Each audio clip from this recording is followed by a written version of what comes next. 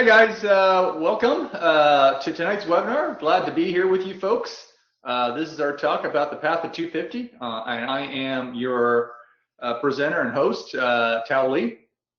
I'm an associate clinical professor of allergy and immunology at the University of Louisville, but you guys know me better as the editor for First Aid, for the USMLE Step 1, and also for USMLE-Rx, our question bank videos and flashcards, and also our Scholar-Rx bricks, which I'll tell you a little bit about later, which is really exciting. It's really our newest curricular resource. So hold on a second here. Let me switch presentation modes here. Let me do it. Hold on. Here we go. Whoops. Okay. And before we also get going, I want to introduce a couple of panelists. We have some folks that are going to help answer questions tonight. First person is Manaver. Manaver, would you like to introduce yourself? Sure. Hi, everybody. I'm very happy to be here tonight. I am the senior editor for QMAX 2, as well as the Step 2 First Aid books. And I'm just very excited to be answering all of your questions tonight. Welcome. Great. And our second panelist is Sean. Sean, could you introduce yourself? Hey, everybody. Sean Nanji here. Happy to be on the webinar again. Looking forward to answering your questions, and I'm sure we'll have a good one like we always do. Fantastic. So, so Manaver and Sean, are experienced board takers and educators as well. They'll be answering your questions as they mentioned on the right-hand side. So there should be a Q&A panel that you should see on their side. You can ask questions of them as we go through this presentation and discussion. And at the very end, they'll be watching the questions as we go along. And if we see thematic questions or things that you guys are really interested in, they'll bring it back at the very end, and we'll have an open discussion, and go through those things. And so, so that's usually a fun part of the discussion. So anyway, let's get going here. All right, so the first word, in First Aid is relax. It's been the first word in all 29 edition. Our 30th edition is coming out really soon. It'll be the first word there as well too. And why do we do that? Why do we say that? Well, we want you to take the long view. We want you to slow down, take a deep breath, understand what you're getting into, why you're doing it. What role does the USMLE have as part of your education process and so forth. And understand that this process is very much like a marathon, so you can't sprint through it. You got to, like I said, be deliberate. Take your time and plan out, your approach to the exam. All right, so in the next 40-50 minutes or so, we're going to cover some of the basics of the exam. That includes, what is the USMLE Step 1. Defining goals, timelines for studying, how do you approach the subjects, prep resources, some just additional advice. We'll talk more about the Rx bricks as I mentioned, and if you hang on to the very end, as I mentioned, not only will we have some Q&A where you guys can ask whatever you want, but there will also be a raffle and a special offer on our question bank, Rx 360, the bricks, and so forth. Okay, great. So I want to know who's out there tonight. There's lots of you guys out there, so this should be a fun crowd. But I want to know who is listening or who's participating tonight. So I'm going to ask a question. So I'm going to launch a poll. I want you folks to submit an answer.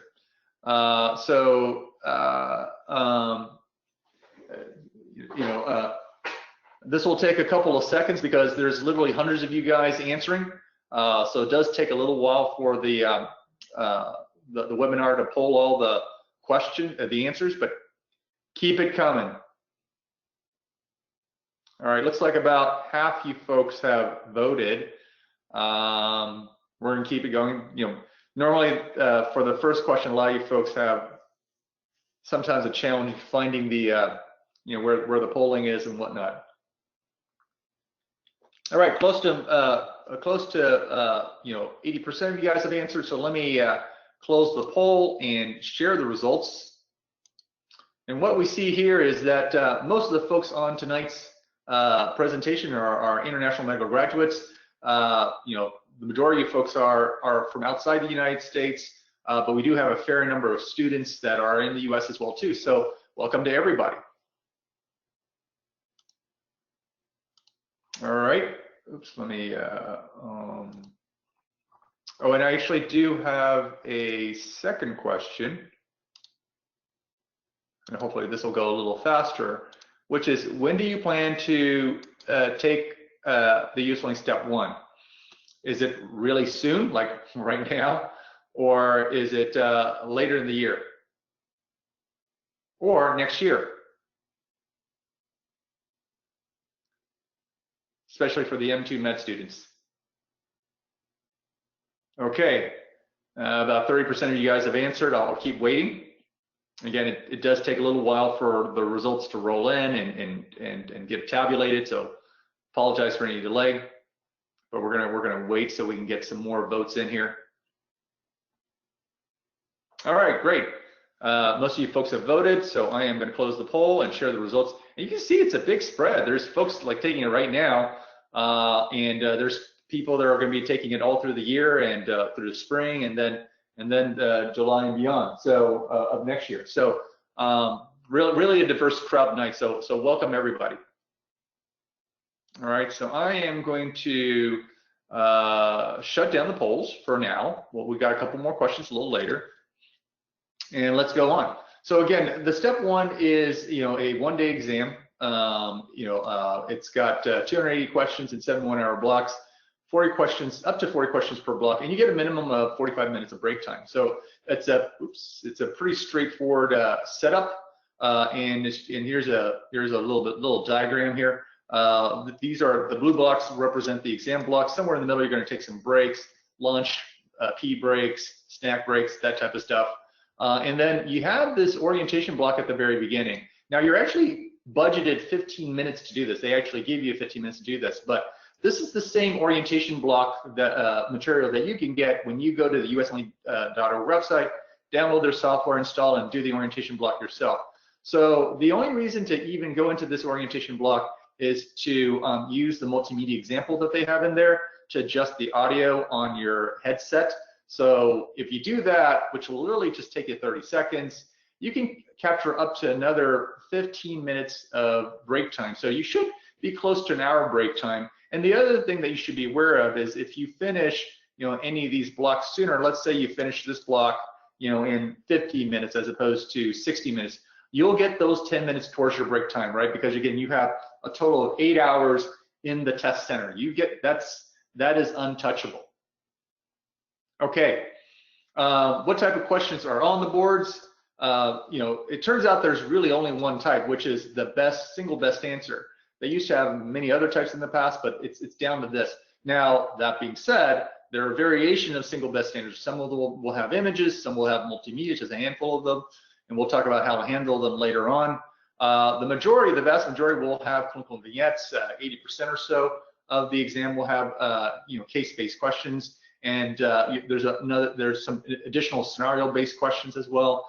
And the majority of them will require multi-step reasoning. And what do I mean by multi-step reasoning? So these tend to be multidisciplinary. They tend to mash together different types of disciplines like biochemistry or pathology or so forth, or treatment. So here's a typical scenario setup. A 32-year-old Caucasian woman presents to your clinic with a 5-day history of occasional double vision, symmetric double vision, and bilateral ptosis. And so then it goes on to ask, what is the most appropriate diagnostic test? You'll recognize right away that it's actually not asking for the diagnosis, right? You're thinking about this person, and you're trying to come up with the diagnosis, but then it asks for the diagnostic test. So you instantly recognize that this is a 2-step question. So going back to this history, young Caucasian woman, with some vision problems and bilateral ptosis, that's symmetric. The most likely diagnosis is going to be myasthenia gravis. You could argue for something like multiple sclerosis, but they tend to have more unilateral findings. And so if we think that this is myasthenia gravis, and that's your most likely diagnosis, then what is the most appropriate diagnostic test.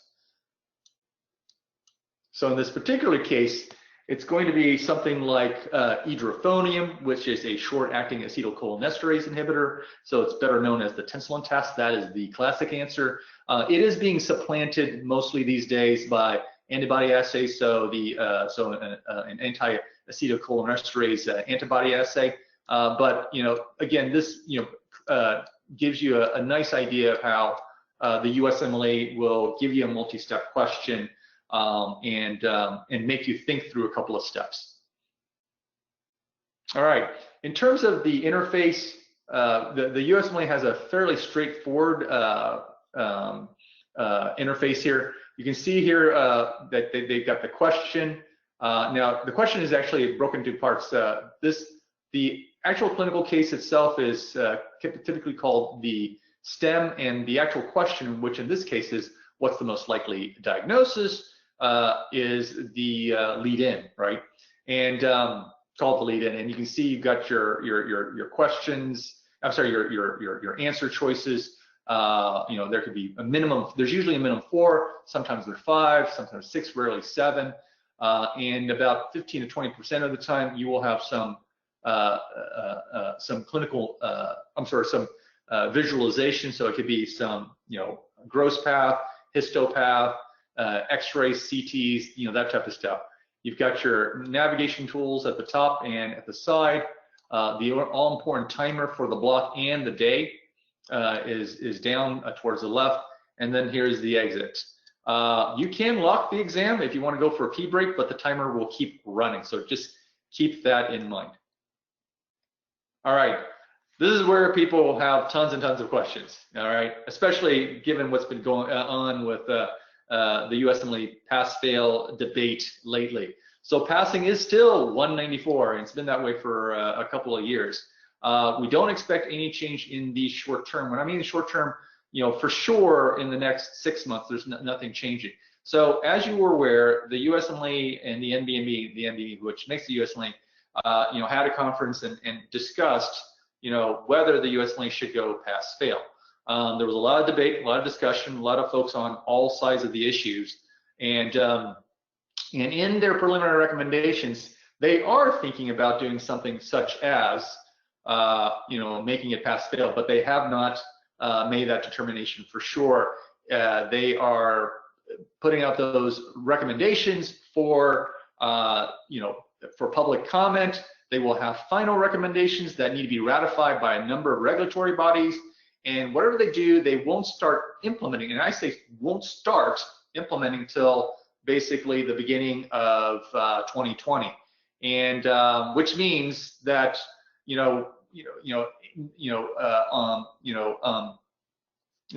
don't expect to see anything until next year. And if I was a betting person, I wouldn't really expect to see anything really for the next year, because it would be in the middle of a cycle, and that could be potentially very challenging. So if I were you, I would just presume that it's status quo, and plan that way. The mean for the exam for the last couple of years has been in the 229, 230 range. Standard deviation has been steady at 20 points. If you are a U.S. medical student, whether you're allopathic or osteopathic, you should be able to pass within 3 tries. Most pass within the first try. If you're an IMG, it's going to be a little bit more challenging. 78%, 80% roughly, depends on year to year. Regardless of whether you're a U.S.-born IMG or a IMG born outside of the United States, born outside of North America. But that being said, greater than 90% of you folks will pass within 3 tries.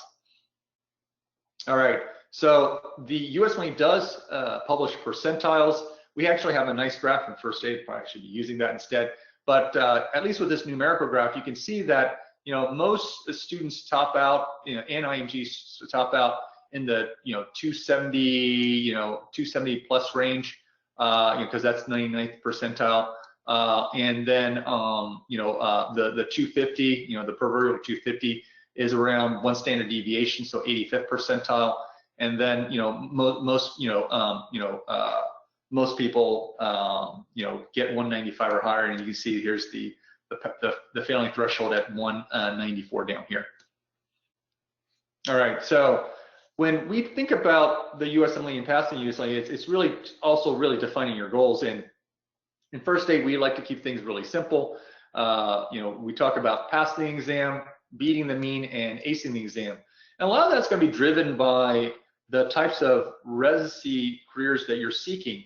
And here's a mnemonic that'll help you keep in mind the competitive residency programs: radiology, radiation oncology, the surgical subspecialty, orthopedics, ophthalmology, otolaryngology, plastics, and dermatology. And of course, you know, as you are aware, they often use the USMLE as a screening tool. Now, it's a whole different ballgame once you actually get your foot in the door for an interview. But because they're overwhelmed by applications, you know, they often use this, and again, that's part of the big debate, you know, with USMLE going pass fail. This is some data that corroborates that. As you can see here, this is coming straight out of the NRMP charting outcomes in the National Residency Matching Program. And what we're seeing here is the median USMLE Step 1 score by specialty for US Match Senior. And you can see here by the gradation going to the right, you can see that the median scores, you know, that are in the 240s here, you know, are often seen in the more competitive residencies like dermatology, orthopedics, ENT, which is what my brother did, you know, that type of stuff. I did internal medicine, and my wife did pediatrics. And so in those places, as you can see, as long as you're in the big middle, you should be fine. The one exception is if you are very interested in a you know, high-powered academic medicine program, or I'm sorry, high-powered program, whatever it is, whether it's neurology, anesthesiology, or whatnot. Let's say you want to go to the Brigham or UCSF or Duke, you're going to want to, you know, obviously perform well on the USMLE Step 1. Okay, so but before people, you know, get too carried away with this, I do want to inject a little bit of perspective. So this is an older chart. You can't actually find it in the charting outcomes in the match, and so the data is old, but I believe the curves still hold true. So this is I think 6 or 7 years old, or actually 10 years old. But what they showed back then is that if you're a U.S. senior, and I recognize that that's the minority of the folks that are out here on this call. If you're a U.S. senior and you're interested in the big specialties like internal medicine, which is what I did, basically, even if you failed the boards back then and the numbers were lower, you know, you still had a high probability of matching into your preferred specialty. You can see this green line is still really at the top. If you're thinking about something like radiology or otolaryngology and whatnot, you can see that there is a steep dose response curve. And for, you know, IMGs, there is a dose response curve, but it's flatter, right? And you can see that there's still a chance of not matching even if you do, you know, really well. So that's just how the stats have played out. Okay, so I'm going to pause here, and I'm going to ask another question. Let me pull that up here. So based on what we just discussed, you know, what is your goal? Is it to pass comfortably? Is it to beat the average, or is it to ace the exam? So I'm gonna pause here for a minute and let you guys register a response. So already about 25% of you folks have answered. Again, the votes are coming in and they're being tabulated. So it does take a little bit of time. Let's give it another 10 seconds or so. All right, more than half of you guys have answered. 2/3. All right, looks like 3/4 have answered. I am going to close the poll and share the response. And what we see here is the majority of folks want to do really well in the exam. Not a surprise. You guys are very motivated. You guys are up with me at 9 o'clock at night on the East Coast, and I in the past I've been aware of many of you guys coming in from overseas where it's you know who knows 3 o'clock in the morning, wherever that is. So again, you know, I appreciate you guys' dedication, perseverance, and that's actually half the battle. All right, so There is no wrong answer, by the way. So even the folks who said, hey, I just want to pass comfortably, that is a completely valid answer. I went to a fantastic medical school where there are a lot of very competitive folks, but there were some folks that said, hey, look, I just need to pass, and they did perfectly fine. All right, I'm going to go minimize the results, and then we're going to resume here. All right, great. So let's talk about study schedules and timelines for studying here. So just some broad, some broad, brush strokes here. One is, we do again try to keep things simple. We do talk about, putting together a just pass schedule. So that's if you don't need to get that 250, or you do really, really well on exams. And so there, we do recommend first aid. We do recommend focusing on crammable subjects. We'll talk more about those. And we do recommend doing at least 2 question banks, and we'll talk about the data about that. And, this is going to be a shorter period of time, in terms of preparation. If you're a US medical student, you're going to have some dedicated period. A lot of schools do give you close to 2 months to do this. If you're obviously in an IMG, it depends obviously on your, on a lot of variables in terms of your work situation, where you're not working or not, whether you're US or not.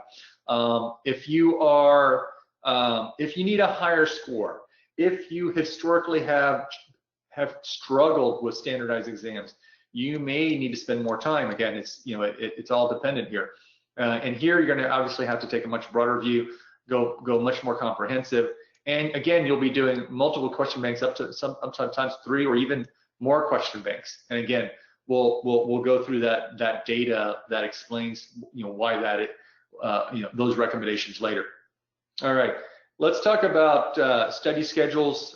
Study strategies. And there's a couple of things that you want to keep in mind. You do actually have your learning preferences, and you do have to respect that. That's been honed over many years, and you generally have done well. Now that being said, there is some learning science that should open your eyes up to how you might want to change some of those habits, but we'll talk about that a little later. You want to think about the strengths and weaknesses of the subjects, how the subject is structured. So for example, microbiology and pharm tends to have repetitive types of concept associations. So you often see them in charts and tables and flashcards, whereas physiology tends to be more relational. So sometimes students sketch out these diagrams, right, to understand all the relationships. You need to understand how well your curriculum is being taught or was taught at your medical school. And also, if you've been out of school for a little while, especially if you're an IMG, outside of North America, right? So if you're far away from some of your basic science, then that's going to be an issue. And then also, if you have once you have your schedule down, if you're obviously giving a lot of time to say pathology, but you're only giving a day to neuroanatomy, which is totally reasonable, then there will be more things or less things you can do based on what you've got available, in terms of the various study strategies. All right. Okay, so now we're going to kind of breeze through a quick discussion of what is high yield in these various disciplines. And of course, as you can imagine, when I say anatomy, it will also apply and generalize to neuroanatomy, cardioanatomy, and so forth. So I'm going to hit the high levels here. I'm not going to go through everything in these slides. These slides are available on our First Aid Team blog. I'll show you where that is after this talk. So you can get more of the details here. But you will, after you see me go through a couple of disciplines, get a hang of the patterns of what the USMLE is going to try to do in terms of, making, looking for things that, even though this is a basic science exam, have some sort of relevance, clinical relevance, often, but some sort of relevance, and they try to integrate these concepts. And so, you got to think about how these things connect to each other, especially across disciplines. All right, so Again, for anatomy, a traditional gross anatomy is going to be high yield.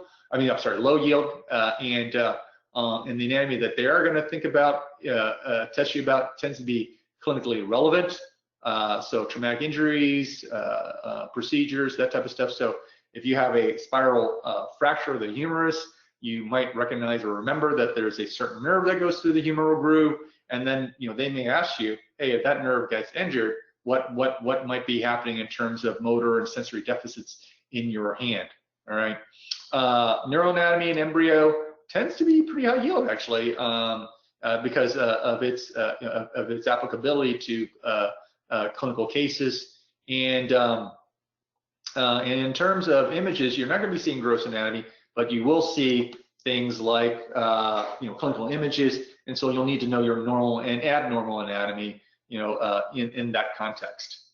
Biochemistry is one of the crammable disciplines, and again, it's crammable because there's a lot on metabolism and pathways and so forth, and so you got to think about the substrates, the enzymes, the regulatory enzymes, and so forth, and so those tend to be repetitive concepts that show up. But again, what you'll see is things that tend to be clinically relevant, like vitamin deficiencies or genetic disorders. So it's really important to understand the pathobiochemistry. And and on the non-clinical side that's relevant, they will ask about laboratory techniques, because that often underlies the science that you're learning, right? And that you will be reading in medical journals, whether it's JAMA or New England Journal. So they will be thinking about, they will be testing on genetic techniques, genomics, SNPs, lab techniques, immunofluorescence techniques, Western blots, Southern blots, those types of things, RT-PCR and so forth. Microimmuno is also crammable, but don't forget that it's much more than bacteriology. There's all kinds of stuff in it. Again, there's a lot of repetitiveness in terms of the key concepts that they're going after. So, how can you distinguish the bugs from each other? How do you make the laboratory diagnosis? Where do they go? How did they get there? What are the vectors? What are the animal reservoirs, if there are any? And of course, treatment. On the immunology side, think about the clinical application, in vaccines. So in health and also disease, immunodeficiency disorders tend to be popular because they often present a clear-cut window to actually how the immune system behaves. Pathology tends to be really big and broad, but you're going to have to do well, especially if you want to get a 250. They do tend to focus on the hallmark characteristics, so the general ways it presents, especially if it's a rare disorder. And now it's a very common disorder: asthma, diabetes, hypertension. You will see some unusual presentations, because they are trying to remind you that these things can show up in various ways. How the patient presents in terms of their ethnicity, age, gender, and so forth, activity, should be helpful. You shouldn't get what's called red herrings out of it. In other words, they shouldn't try to purposely trick you, even though you might see tricky questions in Q banks. That's not the way it's supposed to be set up on the USMLE Step 1. They're not going to be using buzzwords or trigger words, right? Of course, first aid is full of buzzwords and trigger words, but of course, we're using that as memory aids. You still need to know the description in terms of being able to identify it on the USMLE. So watch out for the standard language in terms of how they explain and those common findings. And then, of course, with pathology, you will see a lot of images and so forth. But the key thing here is that a lot of these images and the multimedia that goes along with them, tend to be very supportive of the clinical case. A lot of times, our authors noted that they didn't really need it to answer the question, a lot of times. So don't panic if it doesn't make sense. Focus on the clinical case at hand, then use that hopefully for confirmation. All right, pharmacology, again, it's crammable. because they cover a lot of the same things, like such as mechanism of action, clinical uses, and toxicity. If you're just passing, if you're just trying to pass, focus on the core drugs and the major variants. Otherwise, if you need to do well, then the more minor derivatives. That being said, you'll never see trade names, you'll never see dosages on the step 1. Physiology, again, as we mentioned, tends to be concept oriented. So that's why some students and IMGs like to do mind maps to understand the relationships or diagram that. And with regards to integration with the others, that's where you often see with a lot of pathophysiology. Psychiatry, there's a mishmash of subjects, as you can see here, while people tend to think about mood disorders and so forth, there's many other areas as well too, and we cover those in first aid.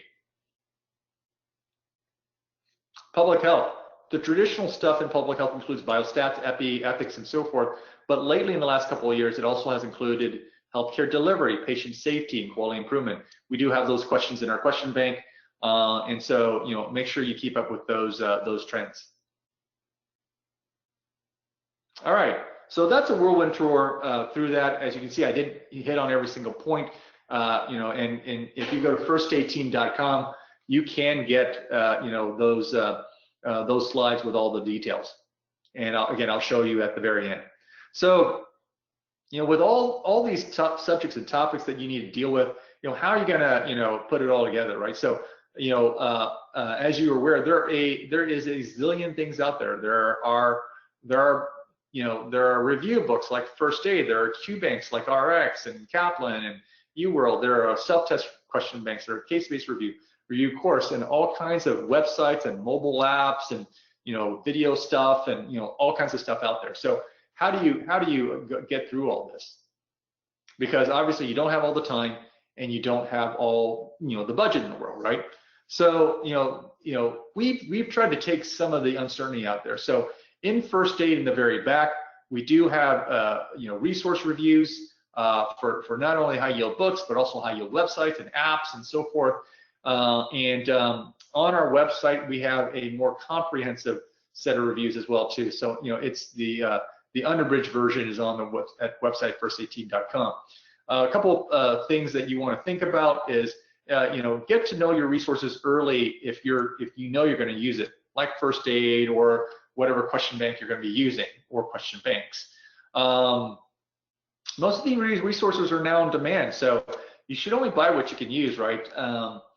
Don't get sucked into the anxiety trap where you're anxious, you want to do better, so you go out and buy something, but you haven't really figured out how you're going to use it with all the other resources, and you end up potentially overbuying, and that can create more anxiety. Certain resources, are in series, like certain book series. So just keep in mind that there can be variation in those series. And so, you have to look at each publication or digital resource, on its own merits. All right. So I'm going to again pause and ask for a question. And this one's probably going to take a little bit more time to answer because, what I want to know is I want to know which resources are you going to be using to prepare for the boards. It could be none of the above, it could be all of the above. So go ahead and click through what you're using.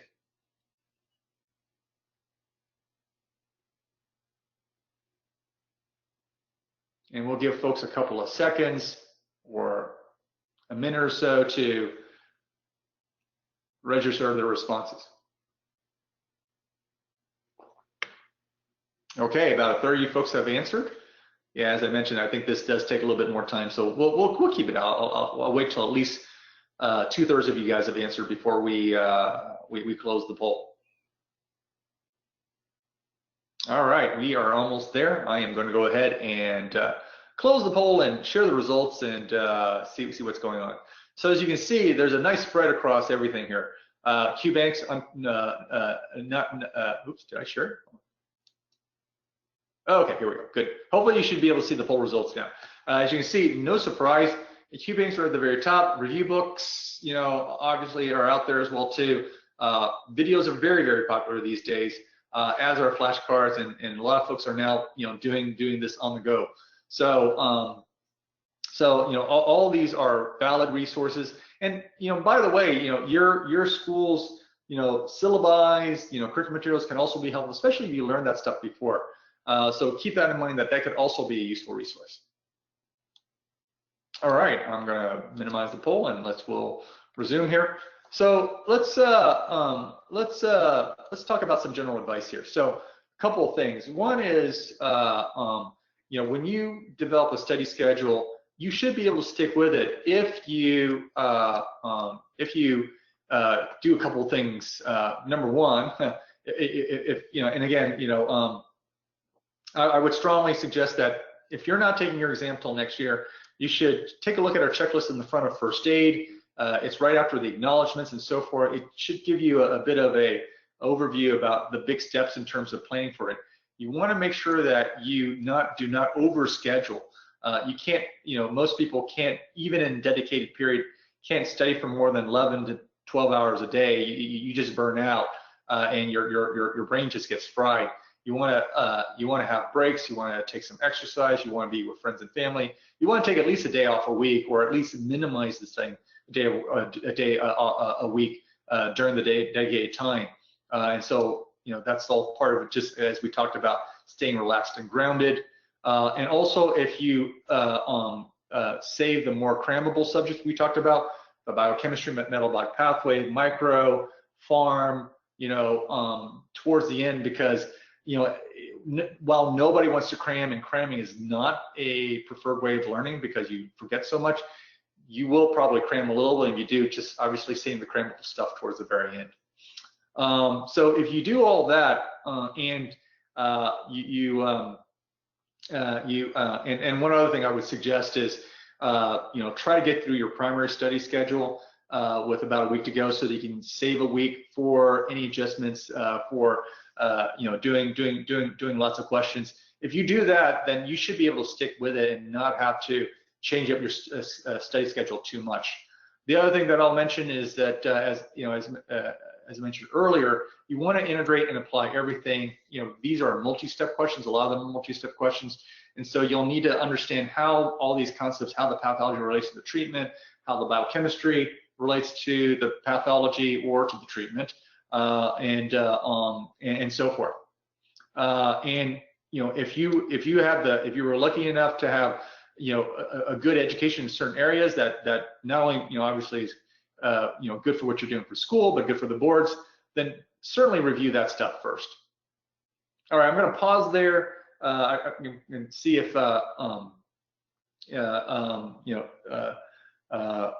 if Sean and Manaver, you guys have any additional thoughts to share with the audience about studying for the boards. Hey, this is Manaver. I always encourage students to take a break, not to rush into their STEP exam. You want to take a break, you want to rest, sleep well, go out for your walks, exercise, and only then you'll be able to retain the material you're studying. And this is especially important for IMGs and FMGs, as I've experienced this myself, is that we try to cram, as a curriculum is different, we try to cram as much as we possibly can, and then become worried when it's not reflecting, when we're working on the question banks and so forth. So just take your break, have a study schedule, stick to it, and if you're not able to, it's still okay. You can modify it and just keep going. Do not give up.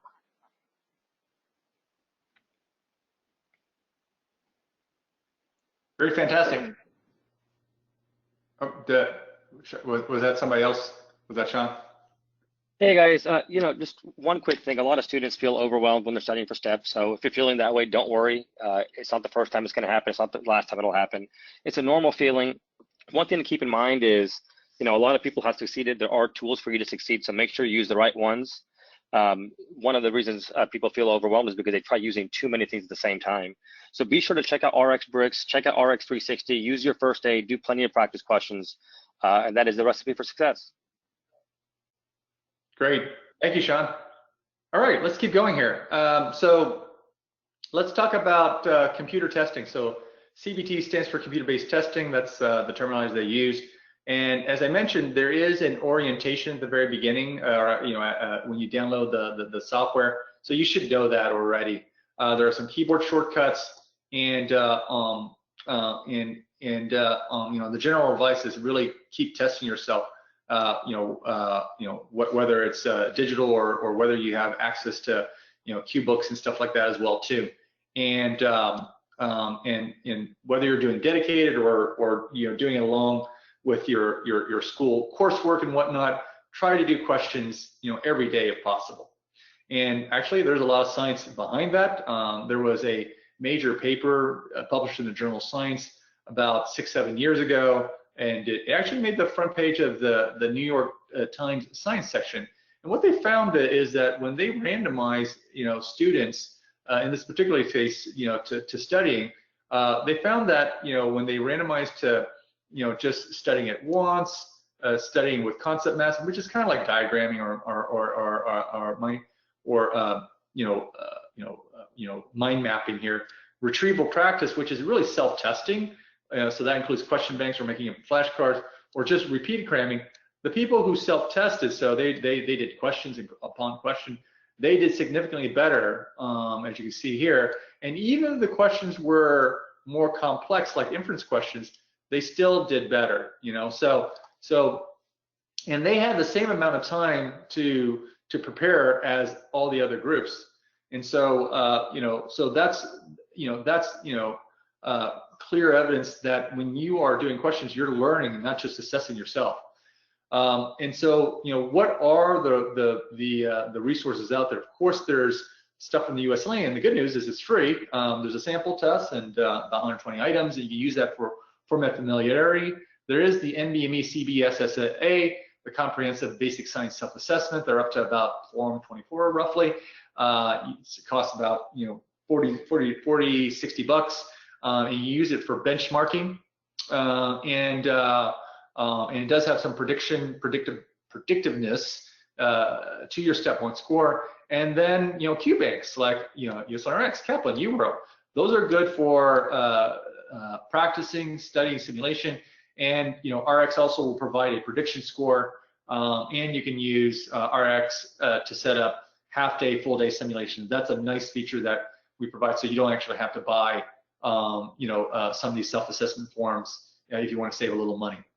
Now let's talk about some of the learning science specifically with regards to question banks. And there's an emerging literature on there. It's still in flux a little bit, but a couple of things are starting to be clear. One is that among the self-testing options, question banks are superior trump flashcards, and that's not a shocker because question banks look and feel like the real thing. Flashcards don't. How many questions do you have to do better on the USMLE? It depends. From study to study, it's roughly 300 to 450 QBank questions that you have to do to get one additional point on the USMLE. With USMLE-Rx, we did our own study internally. We found out that you only had to do about 260 questions for every point. So if you did every question in USMLE-Rx, in test mode or tutor mode, you should be able to get close to 8 to 10 points extra on the boards. Now, how many questions should you do? The general consensus is the more questions, the better. In a study that came out of Michigan, students who did 3,200 MCQs or QBanks questions, did the best. Now they didn't stratify beyond that, so we don't know it was 3,200, 4,000, 5,000, 7,000. We just don't know. We just know that it's the more the better. Here's something that's really interesting because some people want to repeat question banks. It turns out that most of the performance enhancement comes from doing unique multiple choice questions that are not repeated. So repeating questions don't help. You might be able to use it for some learning, but it's not generally as effective. The last thing, again, that came out of the University of Michigan study, and again, we had no involvement in, is that is that if you do 3 passes or more in first aid, it was shown to be superior to students who did less than that, in terms of predicting their USMLE Step 1 score. So just keep some of that science in mind when you put together your prep. All right, on test day, a couple of things to keep in mind. You're going to be jacked up. You're going to be hyperadrenergic. So think about your laying off on some of the stimulation. You will be going into a office building most likely, and it can be cold a lot of times, or you might get some direct sunlight from the window. So just be prepared and be comfortable and be able to wear something that you can adjust. On the boards, sometimes you'll run into long questions, short questions, whatnot. If you find something where it's really a long stem, long case, whatnot, what you might want to do is you might want to read the lead-in first. The lead-in, remember, is the question. So what's the most likely diagnosis? What's the most appropriate treatment, whatnot? And then scan the distractors or the choices, then go back and then read through the case, knowing what you got to figure out. All right. In terms of managing the clock, as I mentioned, it's no more than 40 questions per 60 minutes, so that's going to be 90 seconds. I generally recommend that within 70 seconds, a minute or so, a little over a minute, you should try to commit to an answer, whether you feel confident or not. If you do that and you mark the questions, mark up to maybe 10 or 12 questions that you think, you might want to go back and, spend some more time on. If you do that, you'll have 10 or 15 minutes at the very end to go back and look at those questions. Now, remember, don't overmark. If you try to mark 15, 20 questions, there's no way you're going to be able to go back and try to, to review those questions and see if you need to change your answer. The literature is mixed about whether you should change your answer. There was a study from actually the NBME many years ago that proved that actually, there was a slight improvement, and if students went back and second guessed themselves. So again, I know that doesn't sound great, but just keep that in mind. In USMLE-Rx, we do track, if you changed your answer and whatnot, and we can tell you how well you do. So you can decide for yourself whether whether it makes sense to change an answer, based on your hunches. All righty.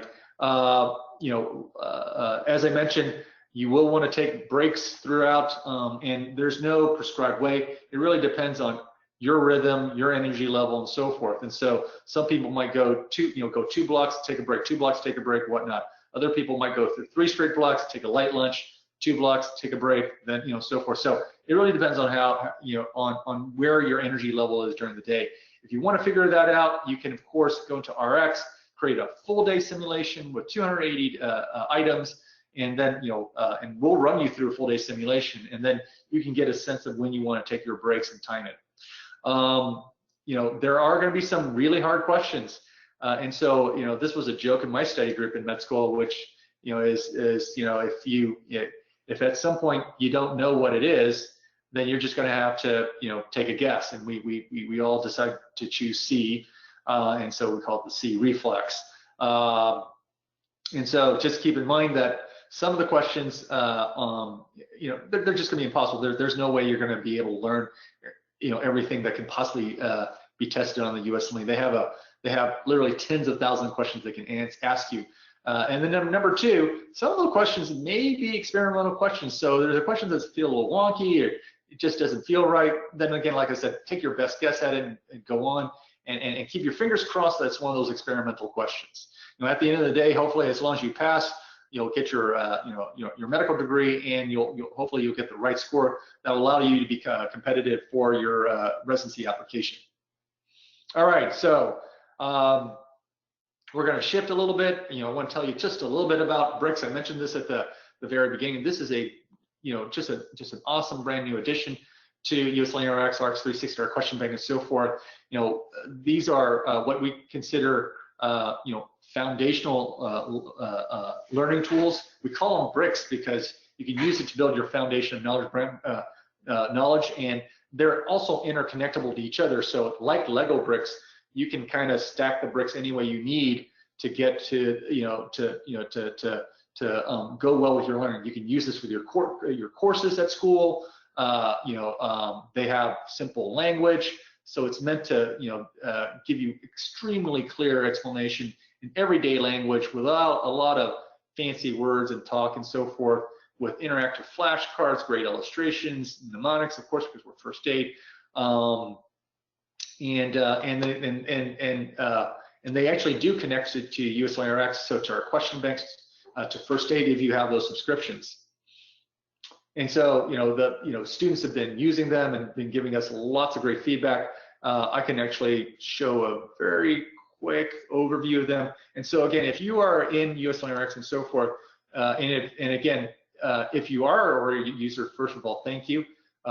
We appreciate you being with us. So as you know, when you open it up, you got the question bank down here, you got the flashcards, got our videos, you got our note-taking system. If you have the full RX 360, you can also browse first aid. I won't do that right now, but then bricks are brand new, and I'll show you how they kind of interconnect. So you can see that we have various collections out here: cardiovascular, hematology, immunorenal, respiratory. We got general path coming really soon, and all these other systems will come online, throughout the year. Most will be up by the end of the year. You can go into a system or a subject area. You can see that it's nicely organized in the table of contents. We can then jump into a brick. You can see if you start a brick, you see I've already started this brick. I'm already halfway through it. So let's go ahead and see if we complete it here. And you can see that it's got the learning objectives. You can see that it's got really, really simple, straightforward, everyday language. It asks you questions. It makes you think right away. It makes you think about, hey, what's going on? What am I learning? What's the mechanism of cardiac muscle contraction? And then it gives you those answers. You can see that there's beautiful diagrams to illustrate things. You can zoom in on them. You can highlight. You can make your own notes, and so forth. I won't spend too much time here. You can see what other notes. You can see that you can drag and drop images. I took a previous note here and dragged an image right in here from another website. You can see that we build in assessment, flashcards all the way through, to keep, quizzing yourself. So you go through and for all the major learning points, we try to give you a flashcard. You can see here is a flashcard. You obviously think about the answer, and then you get the answer right there. And we even do it for mnemonics too, because sometimes you forget what the mnemonics mean here, right? So, troponin C binds to what, right? So you can get that, and even quiz yourself on mnemonics. We have clinical correlations. So we put this all into clinical relevance in ways that may show up on the USMLE Step 1. There's a great high yield summary at the very end. And then there's additional light questions, so USMLE light questions. The idea is that only after you get the question right does it actually give you the answer. And then at the very end, you can decide, what learn objectives you know. So I started this, went through the first 3. Now I think I'm done for the rest, right? So when I'm done, then it gives me that check mark. If I'm not, keeps it off, and then I can go back and go further. And you can see it actually now connects you to first aid, right? So I went from there to cardiac output variables. I can, if I have the subscription, I can again highlight, annotate just like I did in the bricks. If I want to, I can do board style questions. So I can go in, do any of our, 2,400 world-class board style questions, and answer questions, and then go back. There's flashcards, there are videos, there's so much else, so I'm not going to go through all this, but as you can see, this is a very, very deep learning resource, not just for medical school, but also for the boards as well too. So do check it out. All right, and again, like I said, we've been really gratified with all the fantastic feedback that we've gotten, from students all over the world who said that, the bricks has really changed how they've been learning. So we've been very gratified. So if you do check out the bricks, please do give us some feedback.